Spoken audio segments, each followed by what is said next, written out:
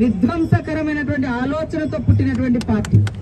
ఆ రోజు ఆనాడు బ్రిటిష్ సంఖ్యలను తెంచడం కోసం మా నాయకులు గాంధీ గారు, నెహ్రూ గారు, సర్దార్ వల్లభాయ్ పటేల్ గారు ఇట్లాంటి ఎంతో మంది మహనీయులు పోరాడుతుంటే వీళ్ళ వారసుడు, వీళ్ళ ఆర్ఎస్ఎస్ నాయకుడు సవర్కర్ బ్రిటిష్ వాళ్ళతోటి కుమ్మక్కైనటువంటి నాయకుడు. ఈ రోజు దేశానికి స్వతంత్రం తెచ్చినటువంటి గాంధీ గారిని చంపినటువంటి పార్టీ వారసత్వం ఎవరిదంటే గాడ్సేలో వారసత్వం ఉన్నటువంటి పార్టీ బీజేపీ పార్టీ. గాంధీ వారసత్వం ఉన్నటువంటి పార్టీ కాంగ్రెస్ పార్టీ.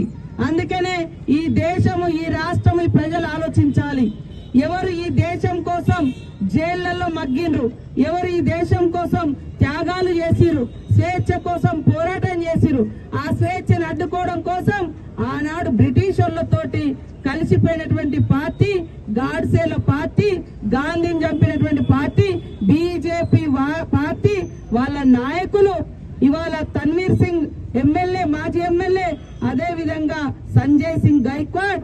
అత్యంత దురదృష్టకరంగా రాహుల్ గాంధీ గారు పేదల కోసం పోరాడుతున్న నాయకుడు.